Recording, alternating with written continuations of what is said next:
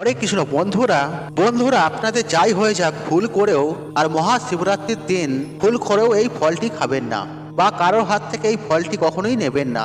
আর এতে আপনার ঘর পরিবার এমনকি আপনার ব্রতও নষ্ট হয়ে যাবে আর আপনি ভগবান শিবের কৃপা থেকে বঞ্চিত হবেন।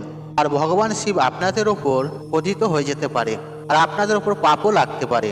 আর মহাশিবরাত্রিতে আর এমন ভুল কখনোই করবেন না, এমনকি এমনভাবে কখনোই পূজা করবেন না আর এই ফুলটি কখনোই শিবলিঙ্গে অর্পণ করবেন না। আর ভগবান শিবের পুজো সম্পূর্ণ শুভ সময়ের মধ্যে করবেন। বন্ধুরা যদি আপনারা ভগবান শিবকে মানেন বা তার পূজা করেন তাহলে বন্ধুরা আজকের এই ভিডিওটি প্রথম থেকে শেষ পর্যন্ত মনোযোগ সহকারে দেখুন, এতে আপনার ভাগ্য খুলে যাবে। বন্ধুরা মহাশিবরাত্রির শুভ মুহূর্তে আপনি কখনোই এই 5টি ভুল করবেন না, এতে আপনার জীবনে নানান রকমের সমস্যা বাধা বিঘ্ন অর্থকষ্ট দেখা দিতে পারে। এই দিন ভগবান শিব ও মাতা পার্বতীর পূজা শুভ মুহূর্তে করবেন। তবে চলুন বন্ধুরা জেনে নেওয়া যাক আর মহাশিবরাত্রির দিন কোন 5টি ভুল কখনোই করা উচিত নয় যাতে ভগবান শিব ক্রোধিত হয়ে যেতে পারে। বন্ধুরা আপনাদের কাছে একটা ছোট্ট রিকোয়েস্ট, আপনারা ভিডিওটি স্কিপ না করে শেষ পর্যন্ত দেখুন এবং ভিডিওটি দেখে উপকৃত পেলে তাহলে ভিডিওতে একটি লাইক করে কমেন্টে হর হর মহাদেব অবশ্যই লিখবেন এবং যতটা পারবেন ভিডিওটি বন্ধু বান্ধব আত্মীয়জনদের সাথে শেয়ার অবশ্যই করবেন। বন্ধুরা মহাশিবরাত্রির দিন আপনারা ব্রহ্ম মুহূর্তে ঘুম থেকে উঠবেন, তারপর আপনার বাড়ির নিত্য কাজকর্ম সেরে নেবেন এবং স্নান করে নেবেন, এমনকি শুদ্ধ পরিষ্কার বস্ত্র ধারণ করবেন। তারপর শুভ সময়ের মধ্যে শিবলিঙ্গের পূজা করবেন। হ্যাঁ বন্ধুরা ভগবান শিবের পূজা করবেন, শিবলিঙ্গে দুধ জল অর্পণ করবেন আর এই দিন ভগবান শিবের ধ্যান করবেন, ভগবান শিবের নাম জপ করবেন আর ওং নমঃ শিবায় এই মন্ত্রটি যতবার পারবেন আপনি জপ করবেন। আর এই দিন যদি আপনি ব্রত রাখেন তাহলে সম্পূর্ণ না খেয়ে থাকবেন। চলুন বন্ধুরা এবারে জেনে নেওয়া যাক আর মহাশিবরাত্রির শুভ দিনে কোন ভুলগুলি কখনোই করা উচিত নয় যাতে ভগবান শিব পতিত হয়ে যেতে পারে। আর মহাশিবরাত্রির পবিত্র দিনে যাই হয়ে যাক ভুল করেও আপনারা মাছ মাংস রসুন ডিম এই আমিষ আহার কখনোই মুখে তুলবেন না, এমনকি মদ্যপানও করবেন না। বন্ধুরা যদি আপনারা মহাশিবরাত্রির দিন এই জিনিসগুলি যদি আপনারা খান বা আপনার বাড়িতে আপনি যদি আনেন তাহলে ভগবান শিবের আশীর্বাদ কখনোই থাকবে না আপনাদের ওপর। আর মহাশিবরাত্রির পবিত্র দিনে বন্ধুরা আপনারা অবশ্যই কিন্তু নিরামিষ আহার গ্রহণ করবেন। হ্যাঁ যারা ব্রত রাখবেন না তারা কিন্তু নিরামিষ আহার গ্রহণ করবেন, আর যারা ব্রত রাখবেন নির্জলা উপবাস থাকবেন আর দিনের বেলায় কিন্তু বিছানায় শোবেন না বা ঘুমাবেন না। এতে কি হবে বন্ধুরা, যারা ব্রত রাখবেন না তারাও কিন্তু বেলা অবধি বিছানায় শুয়ে থাকবেন না, এতে আপনাদের ভাগ্য কিন্তু ঘুমিয়ে পড়বে আর ভগবান শিব আপনাদের ওপর ক্রোধিত হয়ে যাবে। আর মহাশিবরাত্রির দিন ডাল চাল আটা ময়দার তৈরি এরকম কোনো জিনিস খাবেন না। মহাশিবরাত্রির দিন যদি ভগবান শিবকে প্রসন্ন করতে চান তাহলে বন্ধুরা কখনোই ভুল করেও কালো রঙের বস্ত্র ধারণ করবেন না, আর যত পারবেন গেরুয়া বা লাল রঙের বস্ত্র ধারণ করবেন, অত্যন্ত শুভ ও মঙ্গলকারী মানা হয়। আর মহাশিবরাত্রির পবিত্র দিনে শুধু স্বামী স্ত্রীতে শারীরিক সম্বন্ধ করবেন না, অন্যথা আপনাদের ওপর ভগবান শিব ক্রোধিত হয়ে যেতে পারেন। এই দিন যতটা পারবেন আপনাদের স্বার্থ সামর্থ্য মতো দান পূর্ণ করবেন। আর মহাশিবরাত্রির পবিত্র দিনে ভুল করে এই জিনিসগুলি শিবলিঙ্গে অর্পণ করবেন না, তা নাহলে সারা জীবন আপনাকে দুঃখ কষ্ট দারিদ্রতা ভোগ করতে হবে, এমনকি আপনার ব্রত নষ্ট হয়ে যেতে পারে। ভগবান শিব আপনার ওপর ক্রোধিত হতে পারে। আর ভগবান শিব যদি একবার ক্রোধিত হয়ে যান আপনার ওপর তাহলে আপনার জীবন কিন্তু জ্বলে পুড়ে ছারখার হয়ে যাবে। বন্ধুরা ভুল করেও শিবলিঙ্গে তুলসী পাতা অর্পণ করবেন না। আর পৌরাণিক কথা অনুসারে এই তুলসী মাতাকে মা লক্ষ্মীর স্বরূপ মানা হয়।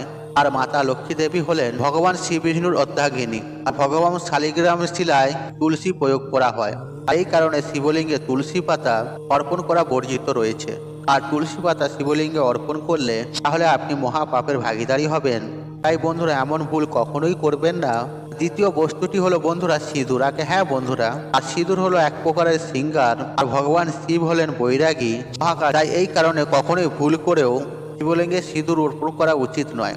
3 নম্বর, মহাশিবরাত্রিতে যত পারবেন গেরুয়া রঙের বস্ত্র ধারণ করবেন, এতে ভগবান শিব অত্যন্ত প্রসন্ন হবেন। আর এই দিন কালো রঙের বস্ত্র থেকে দূরে থাকবেন। আর কালো রঙের বস্ত্র পরে কখনোই শিবলিঙ্গে পূজা করবেন না, এমনকি মন্দিরেও যাবেন না। নাম্বার 4, হলুদ। বন্ধুরা সমস্ত দেবদেবীর পূজায় বা শুভ অনুষ্ঠানে এই হলুদ ব্যবহার করা হয়, কিন্তু বিনাশের দেবতা ভগবান শিবকে কখনোই হলুদ অর্পণ করা উচিত নয়, আর কারণ হলুদ হলো সৌভাগ্যের প্রতীক।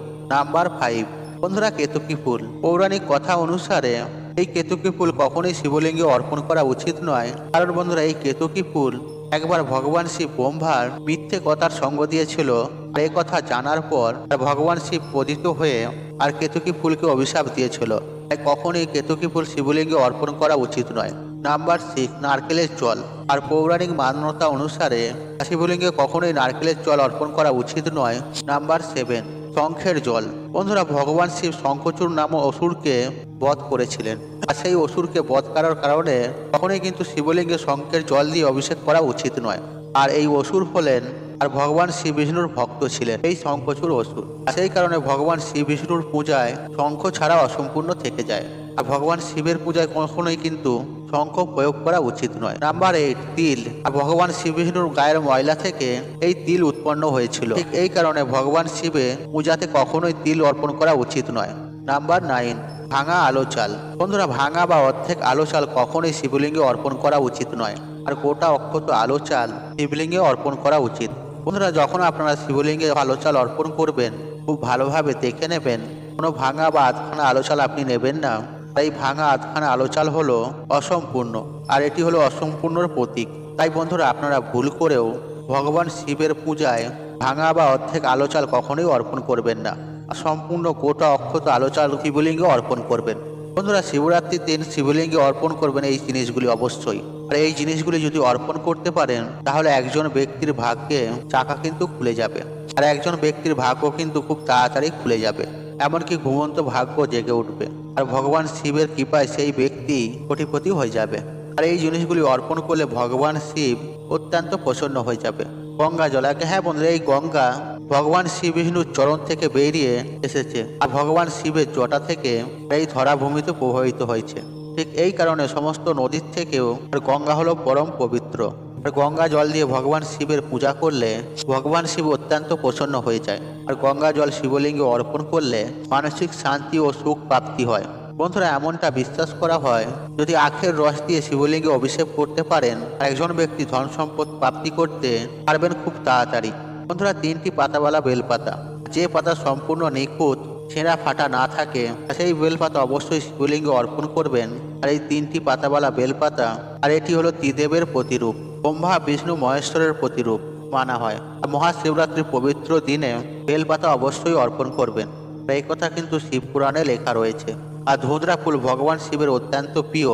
বন্ধুরা, মানসিক শান্তি পেতে সাদা ধুতরা ফুল শিবলিঙ্গে অর্পণ করুন।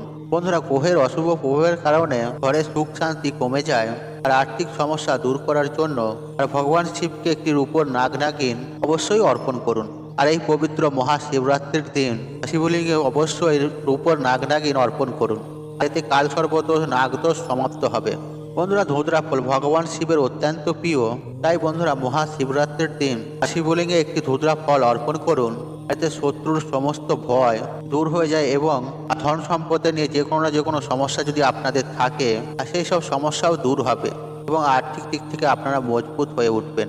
বন্ধুরা, ভাং ভগবান শিবের অত্যন্ত প্রিয়। আর ভগবান শিব যখন হলাহল বিষ পান করেছিলেন আর সেই বিষের প্রভাব কমানোর জন্য অনেক রকম জড়িবুটি প্রয়োগ করেছিলেন দেবতারা, আর তারই মধ্যে একটি হলো ভাং। এই কারণে ভগবান শিবের ভাং অত্যন্ত প্রিয়।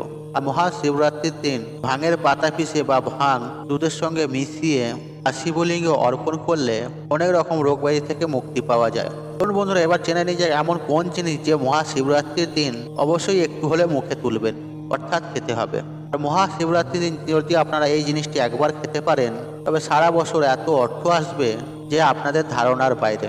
বন্ধুরা, মহাশিবরাত্রির দিন ভগবান শিবের অত্যন্ত প্রিয় এই বেল ফল যদি আপনারা পেয়ে যান তবে সেই ফল সবার প্রথমে শিবলিঙ্গে অর্পণ করবেন।